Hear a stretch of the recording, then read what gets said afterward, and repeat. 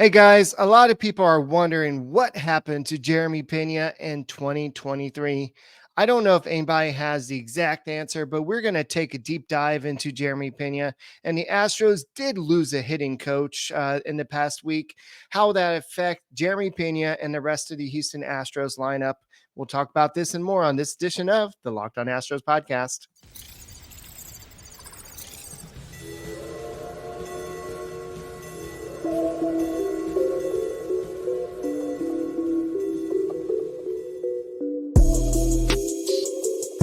Welcome to Locked On Astros, your daily Astros podcast. Here are your hosts, Eric the Man Huysman and Greg H-Town Wheelhouse Chancey. We are Locked On Houston Astros, and we hope that you join us for a daily Locked On Astros podcast. My name is Eric Huysman. You can find me on X at Eric Talkstros. You can find the show at Locked On Astros, your team every day. Brett's not able to make the show today, but I wanted to put on a show today. A lot of people, after we talked about Yainer Diaz yesterday, a lot of people wanted us to talk about Jeremy Peña and what happened last year, what to expect with 2024. So we wanted to go ahead and do that show today.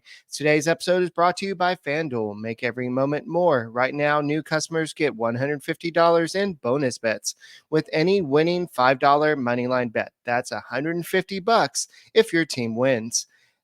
Visit fanduel.com/lockedon to get started today. And guys, it's 2024. Go ahead and make us your first listen every day. Whether it's on YouTube, go and subscribe to us. Go and make us your first listen on Apple, Odyssey, Spotify. Wherever you listen to your podcasts, go and check out the Locked On Astros podcast and become an everydayer, somebody that listens to our podcast every day. We do appreciate all of you out there, and we're ready for this new year. And I know it's going to be a different team. We still have the nucleus out there to go out there and win a World Series. It just they don't really have the financial wiggle room that they might have had in the past because Jim Crane does not really want to go that much over the luxury tax threshold. And I wouldn't be surprised if by the end of the season you see somebody traded or dumped a la Angel style just to get underneath that tax threshold because he doesn't want to pay the extra tax. So let's go ahead and first of all talk about what happened this past week. We know that a lot of Astros coaches have in the minor league systems have gone on to other roles. And that's kind of credit to the Astros system to say that, hey, these guys are valued across baseball. It's just not just the Astros that see value in them. But Jason Kanlzer, he was the assistant Astros hitting coach with the Astros staff for the past 3 seasons. He was actually part of the reason why Jeremy Peña bounced back in 2022. They worked on his stance. They worked on him kind of having that late August kind of renaissance, and that kind of led into his postseason success. But Jason Kanlzer has decided to leave the team to take a front office position with the Cubs. He's now going to be, what's the official term? The official term is he's going to be the director of player development. So Joe Espada has a vacancy on the coaching staff. Brian McTaggart says that they will not replace that role. The Astros have hired Chuck Caulfield from the Brewers to be a special advisor and roving hitting coordinator. So he might have some stints where he'll come in and be a hitting coach for a day, that type of thing, but they're not going to add a third hitting instructor. So that means that you're just going to have the guys that we've had in the past. So that includes Alex Centrone and Troy Snicker. And I know a lot of people are like, well, the Astros struggled offensively in 2023. Why are you going to go ahead and not replace a hitting coach? So that's something that the Astros feel like it wasn't a problem. I think they probably feel like they had a lot of bad luck, a lot of players having down years. And one of those players we'll talk about in a second is Jeremy Peña. So I think the Astros have a lot of confidence in the lineup they have and a lot of hope in giving Chas McCormick everyday playing time, a healthy season from Jose Altuve, a contract year for Alex Bregman. There are so many things that they are banking on. And so I think that you may see a better offensive season overall. But Joe Spada will likely not replace Jason Kanlzer. And so this is another move that the Astros had to do. We already know that Omar Lopez is now the first base coach, and the Astros have hired Dave Close, the bench coach. I mean, Omar Lopez is the bench coach, and Dave Clark is the new first base coach. And Jason Bell has also joined the staff as a major league quality assurance coach. So we know that spring training is right around the corner. We got FanFest January 20th. So once tickets come out, if they haven't already come out, go ahead and go out to FanFest. That's always fun. You get to maybe get some autographs. You get to do all these cool events at Minute Maid Park. So baseball is in the air. I know that it just seems like it was just New Year's, but it was because it's just the third. But baseball is around the corner. And Jason Kanlzer, good luck to you. But this he had a lot of success stories in his time with the Houston Astros. One of those was Jeremy Peña, because I know we all remember what Jeremy Peña did in the playoffs in 2022. He was the ALCS MVP. He was the World Series MVP. But we don't remember how much he actually struggled throughout the whole regular season. So in the playoffs, the 2022 playoffs, Jeremy Peña batted .345 with a 10.05 OPS. He had 4 home runs, 8 RBIs with 20 hits, 12 runs, and 8 RBIs overall. He just had a great overall playoff run. But that wasn't how his whole season went.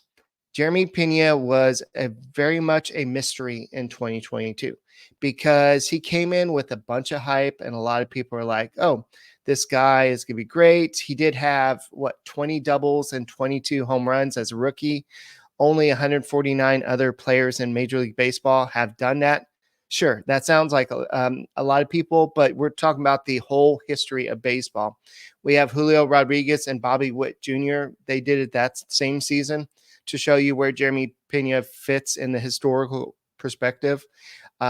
So that's cool. Also, 2023, Yainer Diaz did it as well. So, but there are some things that Jeremy Peña did not do good. He struggled with his bat for a while there. He did strike out 135 times and 558 plate appearances. He had a 24.2% K rate, and which was the 24th highest in MLB among 99 players with 550 plate appearances or more. And basically, he had a great season, but his OPS plus was only 102 compared to Carlos Correa's 138 OPS plus that same season. And that was he had a slash line of 253, 289, 426. So when we think of Jeremy Peña in 2022, we think of what he did at the second half when he made that adjustment, and he kind of learned how to hit the ball a little bit better. But we don't remember that little stint where he struggled and he couldn't really hit. So there's some other things to kind of look at what he did. So he hit in 12 of the 13 postseason games that year. He hit 500 in the World Series. He had a 3-for-4 night with a home run in Game 5 of the World Series. So there's a lot of stuff he did in the postseason. But in a second, we are going to compare what he did in 2022 versus 2023 and kind of look to see what happened to Jeremy Peña. Because was it the fact that he tried to get more muscle going on, or was it just a sophomore slump? What was going on with Jeremy Peña in 2023 that kind of led to where he was? And so I don't know if anybody really knows the full answer, but we can definitely do our best on the show to look at it. Hey guys, let's talk about FanDuel. FanDuel is this great website. I know the NFL regular season is wrapping up. We got the Texans. Texans about to play their last game. They've already clinched a winning record, so that's awesome. With the start of the season, would you have predicted this, especially with CJ Stroud, as good as he's done? But there's still time getting action with FanDuel. It's America's #1 sportsbook. Right now, new customers get $150 in bonus bets, guaranteed when you place a $5 bet. That's $150 in bonus bets, win or lose. The app is so easy to use, and there are many different ways to bet, like same game day parlays. Find bets in the new Explore tab, so you can make a parlay in the Parlay Hub. There are so many ways to find popular parlays that are going out there and more. It's just awesome. Go look to see what the Astros World Series odds are. How many home runs is Jeremy Peña going to hit?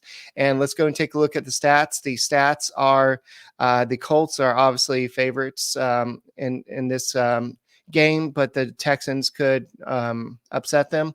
But just go ahead and check out FanDuel. So visit FanDuel.com/lockedon and make your first bet a layup. FanDuel, it's the official partner of the NBA. And while you're making Locked On Astros podcast your first listen, why don't you go ahead and make the Locked On Sports Today your second listen? It's the first ever national sports 24/7 streaming channel on YouTube. Locked On Sports Today is here for you 24/7, covering the top sports stories of today with local experts like Brett and I on the Locked On Astros podcast, and also national people as well. So they're covering every sport, every league, everything you want to talk about. Locked On Sports Today has it. So go ahead and find on YouTube, subscribe to the first ever national sports 24/7 streaming channel. All right, so let's go and look at some of the numbers. So a lot of people are like, well, Jeremy Peña did so well in 2022, but then he dropped off so bad in 2023. So what are we going to project him to do in 2024? That's the thing. He's so hard. It's so hard to predict what he's going to do because he's been so unpredictable. So let's go and look at his stats.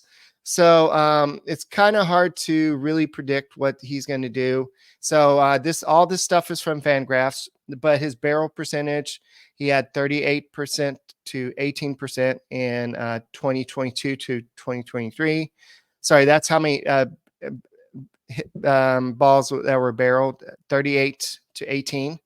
Barrel percentage was 9.6 to 4%. Soft hit rate went down a little bit. He had 16.1% to 15.1% in 2023. Medium hit percent went down a little bit, 55.4% to 54.9%. His hard hit percent. So in 2022, he was at 28.6. And then in 2023, it went up to 30%. So he was hitting the ball harder in 2023. So you would think, well, he should hit 22 home runs again. No, he didn't hit a single home run in the whole second half of the baseball season. So let's talk about ground ball rate. So his ground ball rate jumped a lot. It was 46.4% in 2022 to 54.3% in 2023. So he was swinging the ball a lot more, a lot harder. His average exit velocity in 2022 was 88.1. In 2023, it was at 88 miles per hour. So he's hitting the ball harder. He's making harder contact. He's swinging the bat harder, but the home runs went down. So what was going on with Jeremy Peña in 2023? So a lot of it has to do with his launch angle. I know Jeff Bagwell, he says, I don't care about launch angle. I don't care about all that stats and everything. But if you're looking at what he did in 2022, his launch angle was averaging this was not including what he did in postseason, but his launch angle was 8.7 degrees launch angle average. That dipped down to in 2023 to 5.4, which means he's not hitting the ball up in the air as much as he did in 2022. So in terms of not getting into hitting a lot of fly balls and fly outs, I guess that's a good thing. But also it means you're not going to get a lot of home runs. So his swing percentage, he was actually more selective in 2023 than he was in 2022. So he's actually growing as a hitter. It just he's just not getting the elevation. And I'll talk to you about what he had with Jason Kanlzer a little bit later. But his swing percentage went down a little bit from 54.7 to 52.9%. His contact rate went up 71.4 in 2022 to 73.8. So like I said, he's making better contact, but it's just not going up in the air. So just imagine you're hitting the ball, and instead of going up in the air, it's just going more towards the base. And that's something when I played baseball, I had a hard time doing. I always hit it directly at the pitcher. I hit it directly on the ground instead of being able to elevate the ball. And so that's something that I think Jeremy Peña is struggling with a little bit. He's hitting the ball harder. He's making better contact, but it's just the ground ball percentage is going up, and it's going right to the fielders. And we didn't see the same type of success that he had in 2022. So what does that mean for the future? I think it depends on what the rest of the coaches do. But we do have to remember at the end of 2023, there was a streak where Jeremy Peña was on fire. And he did have I think it was in August where he was batting over 300 during that month. He was still not hitting home runs, but he was getting doubles. He was getting a whole bunch of hits. He was finding his way. So strikeouts were lower in 2023. So I don't think that he sacrificed power for contact. I think it was just a matter of he lost that swing. And so we'll see what happened, because from opening day to July 25th, Peña's BABIP was 277. And from July 26th to October 1st, it was 391. So that BABIP, 391 BABIP is pretty good. If it's in a short stint, it may be a fluke, but if it's over that extended amount of time, that shows that he's a good player. But he still wasn't getting the elevation, wasn't getting the home run power that we saw in 2022. So the question is, will he be able to hit home runs in 2024? Will he be able to get that elevation on a ball? I guess that depends on what he does in the offseason. Also, what is Alex Centrone and Troy Snicker able to do with his swing? Because there's two arguments to this. Maybe he just got really hot during that August of 2022 and October of 2022. And maybe he really is just this player that's going to get some singles, some doubles, and steal you some bases. Or maybe he's going to become this power guy. So we don't really know what Jeremy Peña is going to be. So this is what Jeremy Peña and Kanlzer had. They had several conversations about this. And Jeremy Peña said that he actually asked Kanlzer, he said, "Why can't I get the ball in the air?"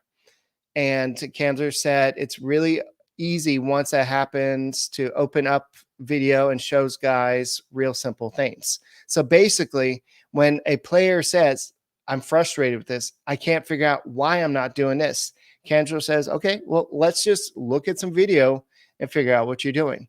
But for some reason, they couldn't get this. And Kanlzer says, when the frustration mounts enough, the player comes to you and says, "Why is this happening?" And so Kanlzer was the guy that primarily worked with Jeremy Peña. He was the guy that was primarily in charge of him. So now that he's gone, we'll see what happens from there. But Kanlzer said the geometry of his swing, when it's good for him, is real simple. The hands stay back at launch. They're over the back foot and they're not too high. They don't want to be hiked up. When he makes his move and starts going to the ball, the hands stay still and he stays behind his front leg, kind of rotates behind his body, his front side, and lets the bat be the thing that goes out in front, not the body trying to go get the ball. And so the question is, why, if Kanlzer was basically working with Jeremy Peña this whole time, why was he still struggling? And why does it take half the season for Jeremy Peña to kind of figure things out? He did do a little bit better in the playoffs, but he still wasn't the Jeremy Peña of 2022. So the question is, for 2024, which Jeremy Peña shows up?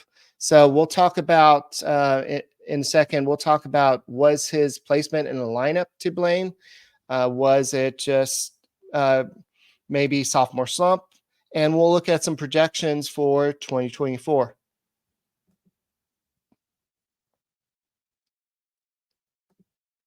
Guys, thank you for making Locked On Astros podcast your first listen every day. Whether it's on YouTube, go and subscribe to us. Go and make us your first listen on Apple, Odyssey, Spotify. Wherever you listen to your podcasts, go and check out the Locked On Astros podcast and go and make Locked On Sports Today your second listen. They have launched the first ever national sports 24/7 streaming channel on YouTube. Locked On Sports Today is here for you 24/7, covering the top sports stories of the day with local experts of Locked On, plus our national shows covering every league. Go to Locked On Sports Today on YouTube and subscribe to the first ever national sports 24/7 streaming channel.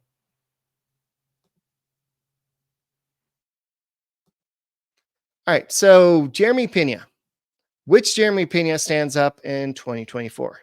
He is a big key to the Astros defense. I know that last year he did take a step back. It looked like the offensive struggles were starting to get to him mentally and maybe affecting him mentally on the ground.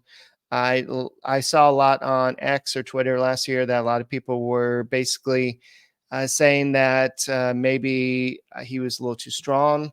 That kind of limited him, his range a little bit. But I think that there's a lot of things that went into his struggles last year.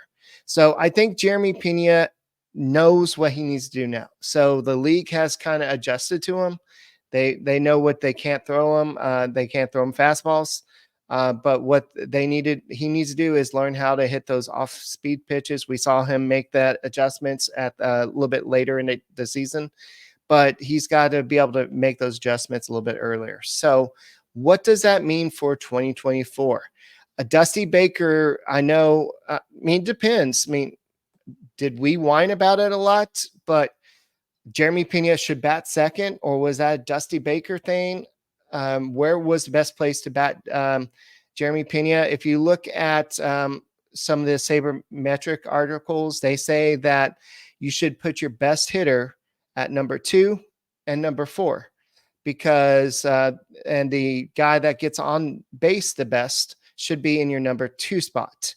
That is not Jeremy Peña, at least not at this point of his career. He can maybe turn into that type of player. It looks like he's developing a little bit more of some more patience at the plate, but he's not really doing that. He swings at the first pitch 44% of the time. And that's 50% more than the average batter.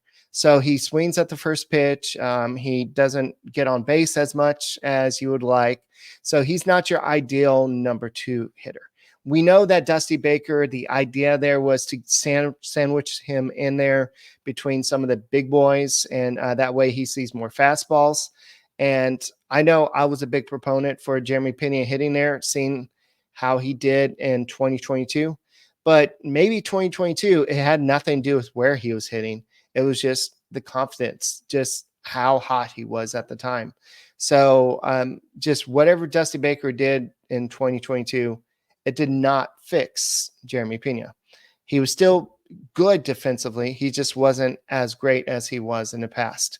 So we'll see what Joe Espada has plans for him. But I wanted to take a look at some of the projections, and I'm looking at FanGraphs. Their projections for him are to bat 264 which is a little bit higher than last year, with a slightly higher slugging percentage of 422 and a higher WRC plus of 103. Last year, he had a 96 WRC plus and with a slightly lower WAR. So he's expected to hit 19 home runs, according to this. So go from 10 home runs to 19 home runs. But if you think about it, he hit 10 home runs in the first half, 0 in the second half. So if he basically hits 9 and 9, that would get you close to the 19. So I think it is possible. He just needs to not get too ground ball happy in the second half and be a little bit more consistent. So I'm looking at Fantasy Pros and looking at the fantasy baseball perspectives. So Zeal consensus has him hitting 17 home runs, 75 RBIs, batting 264 with 4 stolen bases, with the OPS of 733. Steamer has him hitting 18 home runs with 72 RBIs, batting 264 with a 740 OPS. Then if you're looking at Baseball Guru, they have him hitting 14 home runs with 50 RBIs, batting 250 with a 706 OPS. So it just depends on which site you want to look at and which one you believe in. But he still has a high in terms of power. He's still 55 out of 55. He's got good speed, good fielding.